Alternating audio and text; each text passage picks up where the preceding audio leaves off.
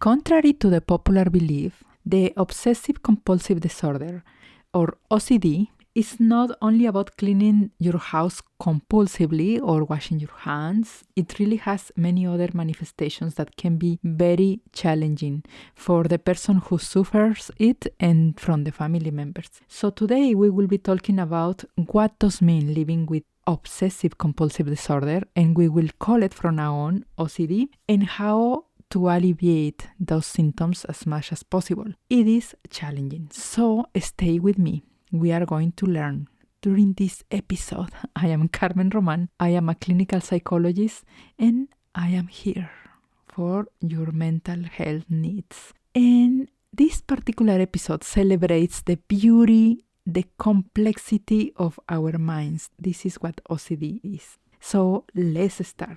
Living in harmony is possible if you know your emotions and how to handle them. I am Dr. Carmen Roman, and I will share with you the current psychology by myself or by interviewing experts who will inspire you.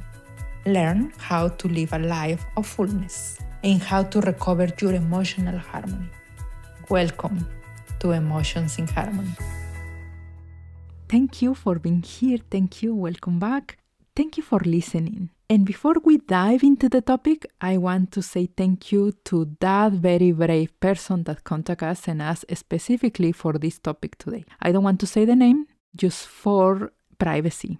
Yeah, but you know who you are. Thank you. We listened to you. It took us a couple weeks, but we came with the topic. And also, I want to especially mention Elizabeth. She contacted us through Instagram like 2 years ago. And she was listening a couple weeks the podcast, and then she contacted us now, 2 years later, and she has been inspired to launch her own podcast. I am so grateful, Elizabeth, for bringing your voice into the world. We definitely need more Latinas. Yeah, we definitely need more people of color and more bilingual podcasting. Yes. Looking forward, and definitely when you have your podcast, Elizabeth, we will mention it here so people can go and listen to you. Let's take a moment to thank our new sponsor, GReminders. I'm so excited to enter this partnership because I want to do win-win. For 5 years, we never brought you a sponsor. And this time, we want to do it because we truly believe in this company mission and their amazing customer service. So from now on, for a couple seconds, you will hear in every episode how much we love GReminders. And what is GReminders, you might say? Well, GReminders is that service that will connect your existing calendar to a very simple way to send messages or voice messages or emails to your clients to remember, and will help you to eliminate no-shows. Isn't that fun? We absolutely love it. So welcome, GReminder, to Emotions in Harmony. Yay! Okay, now let's continue with our topic. Okay, back to the topic. The OCD, as any other chronic illness, is challenging.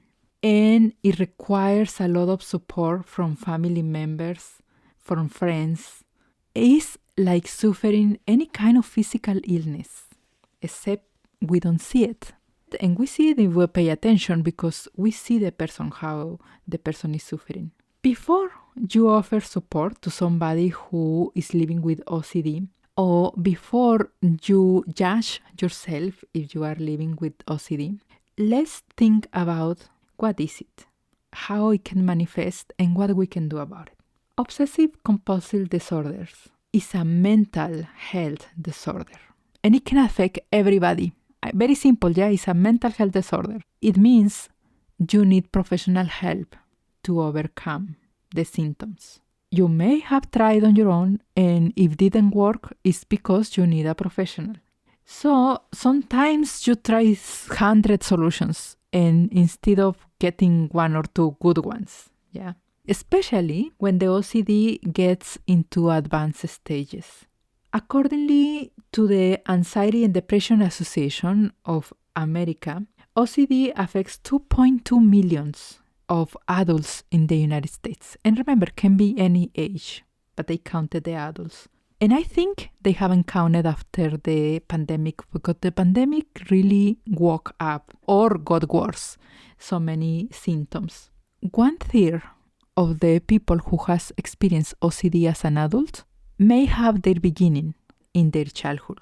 It's just that the parents didn't know, they didn't notice, and they didn't pay attention to it. We know as the decades pass more and more, we know more about psychology disorders.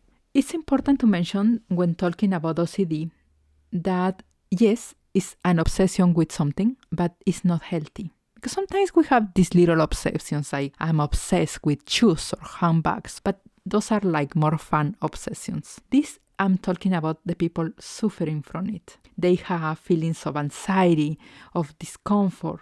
They have fear. They feel uneasy. And that fear and that anxiety can get in the way of their daily activities.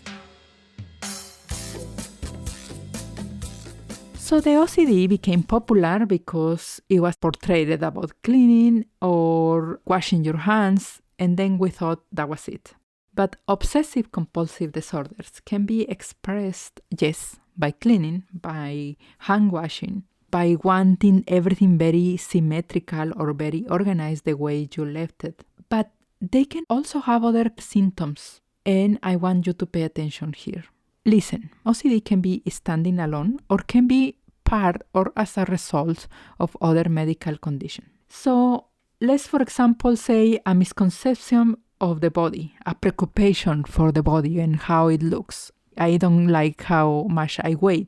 I don't like my legs. I don't like my head or my hands or my hair. Remember, it's an obsession that is painful.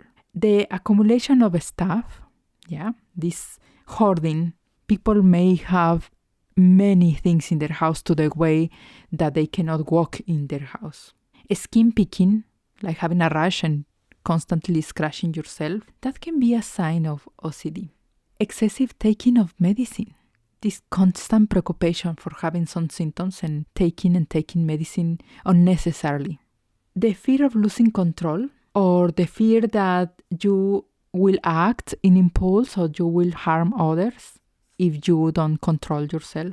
The fear of harming others because you think you will do a mistake. For example, people get preoccupied that what about if I cause an accidental fire? What about if I drive and I have a panic attack and I cannot drive or in the middle of the highway? All kind of ideas that they can be harmful to others. It's not that they are going to be most of the times, it's that they are worried that they kind of distract themselves and they are going to do it. The concern about getting a physical terminal illness. The unwanted sexual thoughts, constantly thinking about some sexual wants to do or they will receive, like I want to abuse somebody or somebody will abuse me. This excessive concern with right or wrong or with morality in general. Let's think for a moment what is not OCD. OCD is when you have these preoccupations, but it can be manageable. Yes, I have the preoccupation that I may cause a fire, but it helps me to pay attention when I am cooking. Or I have a preoccupation that I may be sexual abuse or harassed, but it helps me to prevent some things. And it's manageable, and in the books they say it may take you less than an hour to manage. It's not okay when you have constantly the same worry one day after another. Then something needs to be treated. We as human beings are creatures of habits, and we need our habits to feel peace and safe and to have the sense that we control our environment. That's okay. We all have our own very tiny versions of OCD. That's okay. It makes us who we are. We are talking about if you take at least 1 hour of your time to control it, it creates feelings of anxiety or fear or uneasiness in you. It interferes with your relationship with others, with your daily routine, with your work, with your performance in your home, everything. It interferes with your life to make a complete, full of love life. this is when we are going to get in touch with a psychologist. You will start with a talking psychologist, and then you will also go to a psychiatrist. And it's important to combine the two of them. If you go to a general doctor, a general physician, you may end up having medicine, but it never went through a psychologist or a psychiatrist. So you need to pass through the step. Just don't take medicine directly just because. And the talking therapist most likely will use cognitive behavioral therapy and will use any kind of systems to manage your anxiety, and philosophy and talking therapy and everything that may help you. So get yourself more informed about it. If you pass the minimum and it's concerning and you say, okay, this is interfering with my life, number one, you go and get a diagnosis from a professional. It must be a certified professional. Every state in the United States has their own license. So it must be a licensed psychotherapist. Once you get a diagnosis, the professional will be able to determine the treatment that is particularly for you. Because of course there is information in the internet, of course, but needs to be tailored to your particular needs. You need to be ready to ask the hard questions. You need to be ready to be honest, even though it's embarrassing and painful. You need to be ready to be extremely honest of how your days goes. You need to be honest about the number of the symptoms. Don't leave any symptoms out. Anything as minor as you think. Let the professional say, I'm not worried about that for now. I'm going to be worried about this other symptom. But mention all of them. And sometimes mention more than once, because your professional may be focused on one symptom for now, and then a couple weeks from now, it will be a good time to mention the other symptom. Learn some relaxation techniques. The OCD and the symptoms, it's a circle of stress. It comes from stress and it creates more stress. So the best thing that you can do for you is to learn meditation, to learn mindfulness techniques, to learn something. Insight Timer is my favorite app. We'll put you the link here. Insight Timer has like 100,000 free meditations. It's like you can meditate until literally your heart is content. So get to learn something that helps you to relax. Have a spiritual practice. Every day you can do your prayers, you can do your reading, whatever helps you to be with less stress. Massages and going for a walk, going hiking, whatever it helps you to be in contact with your body and with yourself. I hope that this is helpful. I hope that this at least keeps you going in your research about OCD, or at least will give you the compassion if you have somebody in your life that has OCD. And remember, it's nothing that the person can control themselves. This is something serious that requires professional treatment. So it is okay to go and do one therapy to one clinician and then find another and another until you feel comfortable. It's okay to go and shop around for your therapist. It is okay to write down your symptoms. It is okay, even you are embarrassed, to explain your symptoms. Okay, my dear friend, if you think that this is helpful for somebody else, just share it, or share it in general to all your friends, so somebody doesn't feel like singled out, because you share this particular one. Thank you for being here, and I am asking a favor lately. Please go to YouTube and find the channel Emotions in Harmony and subscribe, because we need to grow that channel. It has so much beautiful information. The Spanish one is doing really good. We need to push a little bit the English one. So even if you listen in Spanish, go and sign, please, in the English one. Thank you for being there. Thank you for your beautiful emails. This week it was more emails. Thank you. I asked 2 episodes ago and we got more emails, even to say thank you. Bye for now. This was Carmen Roman from San Jose, California.